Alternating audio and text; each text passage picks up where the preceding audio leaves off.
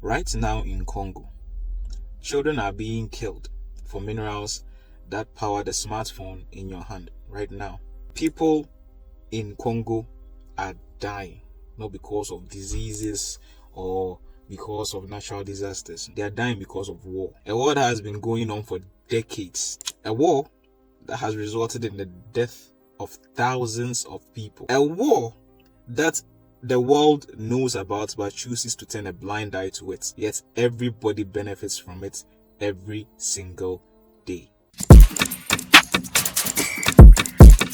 This is the Democratic Republic of Congo. This place is a hotspot for minerals. They have all the important minerals that tech companies and other automobile companies and aviation companies need. Funny enough, they are one of the most poorest countries in the world. The value of their untapped resources is estimated to be 24 trillion US dollars. 24 trillion US dollars. To give you some context here, as of 2024, the US GDP was estimated to be 29 trillion US dollars, and China was estimated to be 19 trillion US dollars. The Republic of Congo has an estimated value of 24 trillion US dollars in terms of untapped natural resources. If their resources were fully utilized, they would be one of the most performing countries in the world. But miraculously, they are one of the poorest countries. Over 80% of their population are poor people. In as much as their land is one of the richest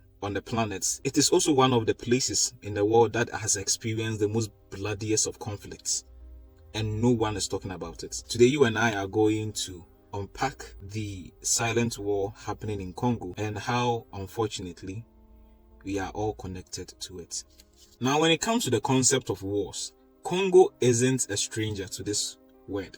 They've had multiple conflicts in the past. They've been fighting for a very, very long time. And in 2025, there is war again in Congo, specifically the east. There's a rebel group called M23. They are being backed by a neighboring country, Rwanda. That's according to the UN. And they've taken major controls of cities in the eastern part of Congo, specifically Goma and Bukavu. Currently, the Congolese army is struggling to fight back, and thousands of citizens are trapped there. Millions are fleeing.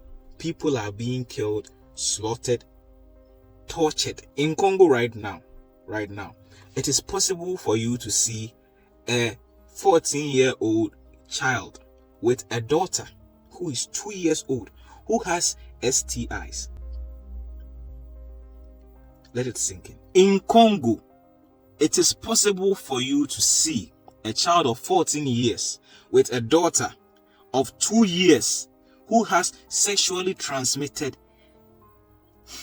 infections. Since January alone, over 7,000 people have been killed, hospitals have been burnt, schools have been emptied, people are fleeing their homes. But to understand the genesis of everything, we have to go back in time, take a history lesson. It all goes back to 1994, the Rwandan genocide. When the Houthi militia fled Rwanda and entered into Congo, when they went there, they basically brought chaos along with them. The borders between Congo and Rwanda blurred, everything became destabilized, and soon Congo became a battleground for regional war. Now, over the years, dozens of armed groups have emerged in Congo, every single one of them with their own agenda. Some claim to be there to protect their tribes. Some are saying they are there to protect the land and resources. Some are saying it's because of revenge. Some are just basically there for power. But behind every single cause, there's profit to be made. Congo has everything: diamonds, coltan, bauxite, gold, minerals that are worth billions. Whoever controls the Congo mines controls the money, and that is very, very tempting. War has been turned into an instrument for profit. Rebel groups, government soldiers, foreign entities are all fighting to control the land in Congo because that land is insanely rich. Funny enough, Congo has over 100 different minerals, and in 2023 alone, they produced 170,000 metric tons of cobalt. To put that in perspective, the whole world's output, they make up 70%. They made up 70% of the whole world's output back in 2023. 170,000 metric tons of cobalt. Today, they are producing 3.5 million metric tons. Imagine a country like this. And they are poor. But beneath everything, beneath the politics, beneath the power, beneath the money, beneath the headlines, there are real people there in Congo. There are real people in the mines. There are mothers who are walking miles just to escape from soldiers who are chasing them. There are families being disappeared overnight. There are children who have never known peace since they've been born. For God's sake, there are 14-year-olds with children who have STIs. The UN calls this atrocity happening in Congo one of the world's worst humanitarian crises. But because it's happening in Africa, hey, how many people do you hear talking about it? You don't, do you? Nobody cares because it's happening in Africa. But here's the worst part. All the minerals that are being mined in Congo are in your hands right now. You are literally holding them. The lithium battery in your phones, the coltan, the cobalt, every single electrical appliance in your home, all the minerals that were used to power it, to build the batteries, most of them were mined in Congo. Think about it. For every phone that you buy, a child might have died in a mine somewhere digging for the materials for the phone. Every time you charge your cell, a family might have been disappeared or displaced. A father might have lost her daughter. A son might have lost his mother.